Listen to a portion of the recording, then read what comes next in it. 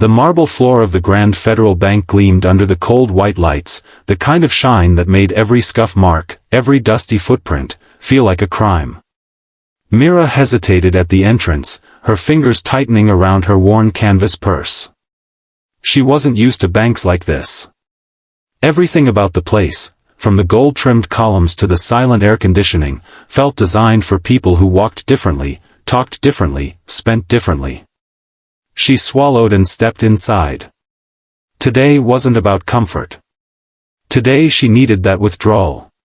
It was her own money, and she had every right to it. But even as she reminded herself, doubt tugged at her stomach. Her clothes were clean but simple, loose jeans, faded pink shirt, hair tied back in a messy bun. Nothing wrong with any of it, but she could already feel the eyes on her. And she was right. The moment she approached the first counter, a woman stepped forward as if magnetized by the scent of someone who didn't belong. The woman was tall, blonde, and dressed in a fitted navy suit that probably cost more than Mira made in a week.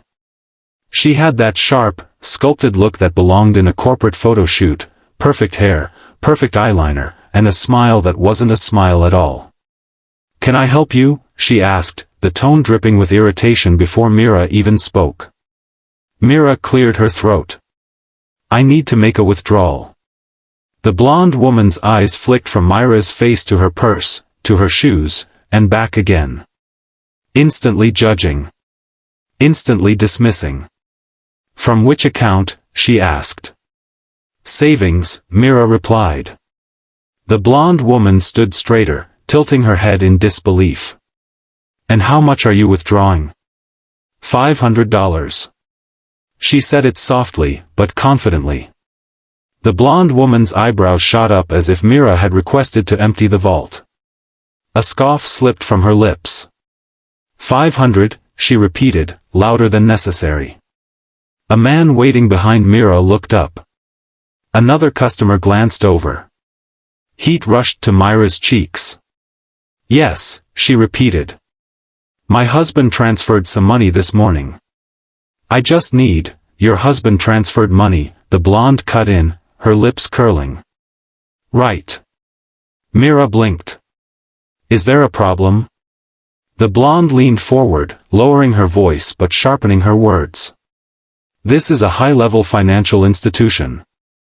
We handle large transactions, corporate accounts, long-term assets. People don't come here for 500. Mira stiffened.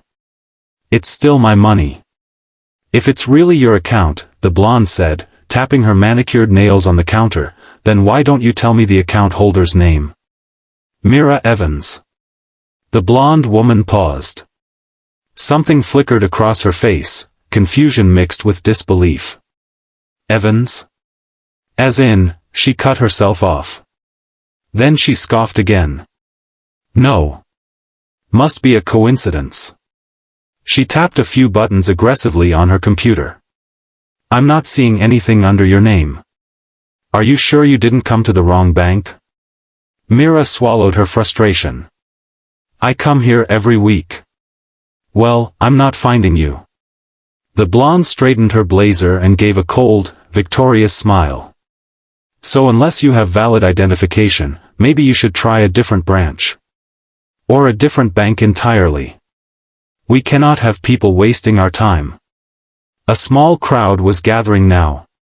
Not large, but enough. Enough to make Mira feel like she was shrinking inside her own skin. She reached into her purse with trembling fingers and pulled out her ID. "Here." The blonde took it like it was contaminated, glanced at it, then tossed it back onto the counter. "This ID looks cheap. And the account you're claiming belongs to one of our most exclusive clients. I'm going to ask you to step aside." Mira stared at her. "I don't understand. That's my name. That's my account." "Enough," the blonde snapped, raising her voice. "You need to leave before I call security. We don't tolerate suspicious behavior." Suspicious. That word stabbed harder than the rest. Suspicious? Because I want to take out my own money? Because you're lying, the blonde hissed. Women like you don't have accounts here. And they definitely don't have husbands who can afford to transfer funds into them. Mira froze. Women like you. She knew exactly what that meant. Not rich enough, not polished enough, not impressive enough. Something hot burned behind her eyes, not tears, but a fierce, quiet anger. I'm not leaving, Mira said softly. I just need my withdrawal. The blonde's voice cracked like a whip. Security. 2 guards approached, more out of habit than urgency. This woman is causing a disturbance, the blonde announced loudly. She's attempting to access an account that clearly isn't hers. Mira shook her head, panic tightening her breath. That's not true. Please, just look again. One of the guards stepped forward. Ma'am, if you can't verify, she can't, the blonde cut in. Now escort her out. The guard sighed, clearly uncomfortable, but reached toward Mira. Mira stepped back. This is insane. Call a manager. Please. I am the manager, the blonde woman said triumphantly. And as manager, I am removing you from the premises. People were staring openly now. Some pitying, some amused, some indifferent. Mira felt heat crawling up her neck. Embarrassment mixed with helplessness. She'd done nothing wrong. She'd asked for nothing unreasonable. She just wanted $500 to cover the last of the month's bills while her husband finalized a business deal overseas. But now she was being treated like a criminal, like a beggar who had wandered into the wrong world. And the blonde woman, who still looked at her like dirt under a diamond-studded heel, snapped her fingers at the guards. Now. Remove her.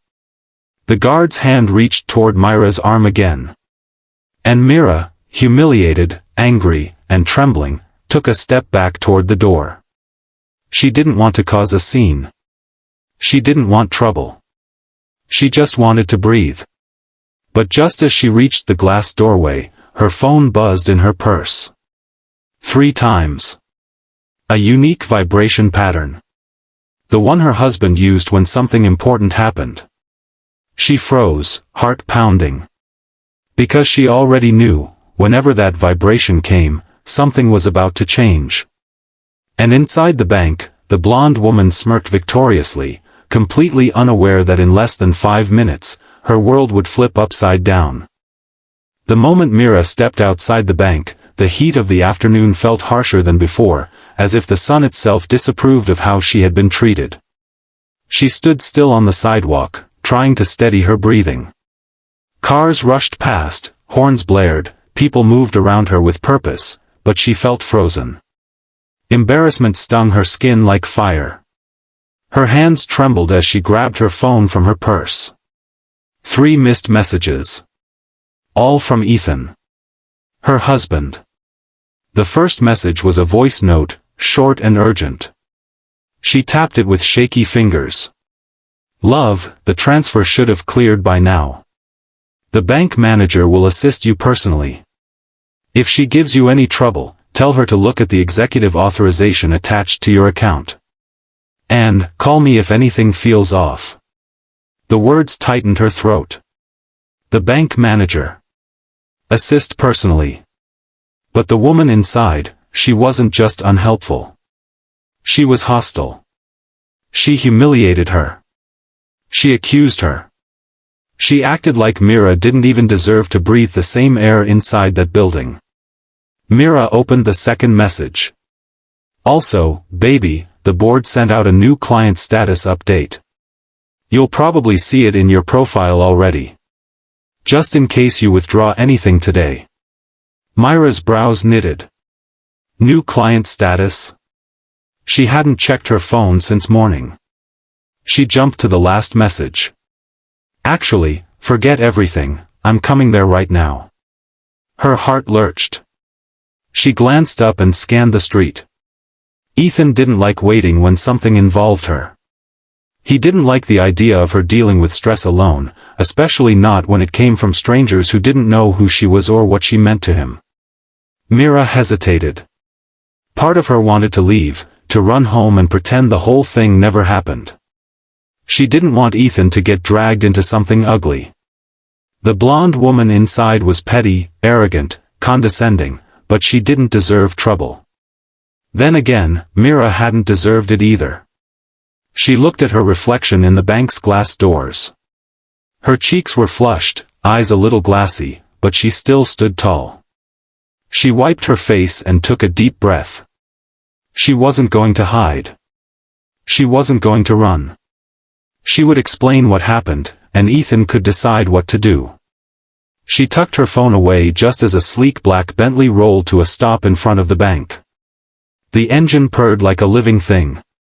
The tinted back door opened, and Ethan stepped out. Tall, sharply dressed in a tailored charcoal suit, his presence immediately commanded the space around him. A few pedestrians paused. Some recognized him instantly. His face was often in financial news segments, featured in interviews, printed on magazine covers. Ethan Evans, the quiet billionaire with a reputation for precision and power. But right now he didn't look like a boardroom diplomat or a media figure. He looked like a husband who sensed something was wrong. His eyes locked onto Mira in seconds. Concern darkened his expression, and he walked straight to her, his stride quickening. "Mira," he said softly, reaching for her hands. What happened? That was all it took. All the humiliation, the anger, the shock, everything she had been holding inside, rushed up like a wave threatening to break.